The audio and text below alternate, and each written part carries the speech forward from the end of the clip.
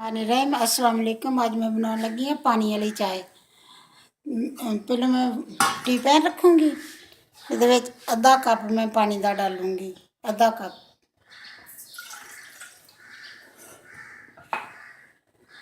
आग जला दी है नीचे।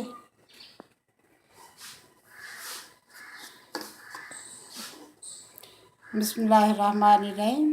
एक चम्मच ये चाय वाला, एक चम्मच पत्ती का डालूँगी।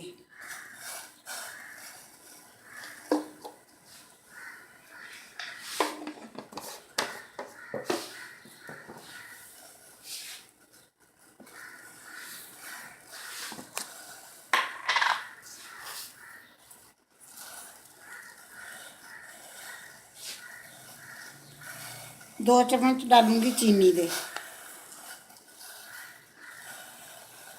एक कप बनाने वास्ते 2 चम्मच चीनी दे, छोटे वाले चाय वाले 2 चम्मच चीनी दे।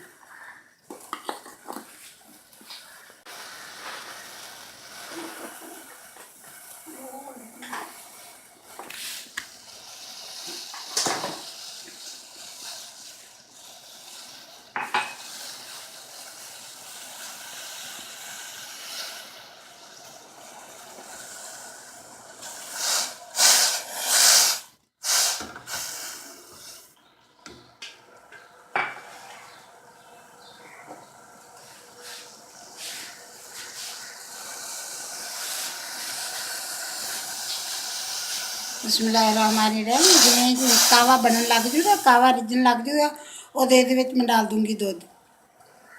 अद्धा कप ही दूध डालूंगी, अद्धे तो थोड़ा जिहा ज़्यादा डाल लूँगी क्योंकि दूध इन्ना नहीं हुंदा ना बाजार का। कावा बनन लग गया, कावा रिझन लग गया। हम मैं इसमें डाल देनी दूध।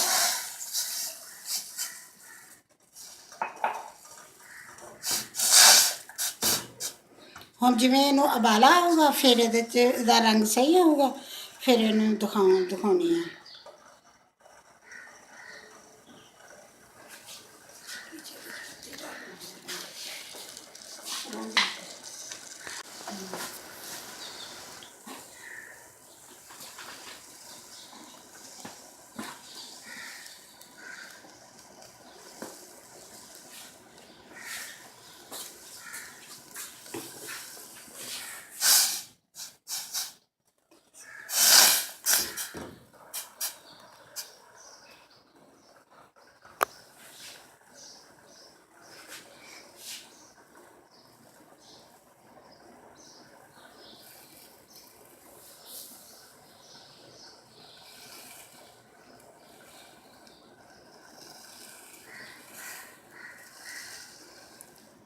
बिस्मिल्लाहिर्रहमानिर्रहीम। जिवें ही दूध डाल के ना उबाला आऊगा चाह नूं, उवें मैं ਇਹਦੇ ਵਿੱਚ थोड़ी जी ਇਹਦੇ ਵਿੱਚ पत्ती डालूंगी, थोड़ी जी मतलब चम्मच का चौथा हिस्सा डालूंगी, इन्नी कम थोड़ी जी बस।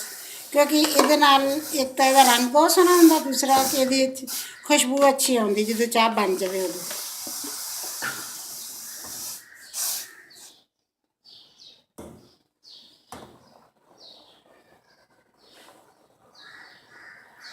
बस तकरीबन मेरी चाय बन के तैयार हो चली है। कप चाय का बन गया। बस थोड़ी जी हुण इहनूं मैं पकाऊंगी। दूध डालिया ना विच, उदों कावा थोड़ा बनिया सी, दूध डालिया, थोड़ी जी पकाऊंगी। पकाउण तो बाद फिर मैं इहनूं कप च डाल लूँगी।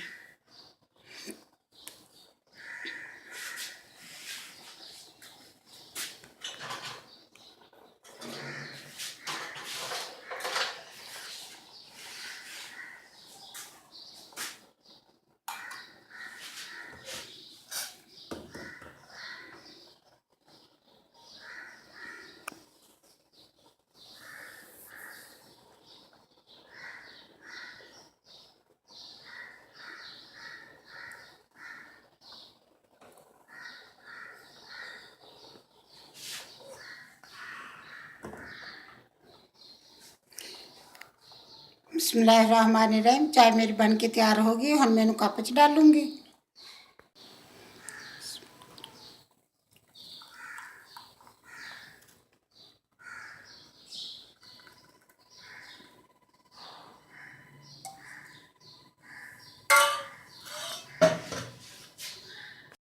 बिस्मिल्लाहिर्रहमानिर्रहीम। चाय मेरी बन के ਤਿਆਰ ਹੋ ਗਈ ਬਿਲਕੁਲ।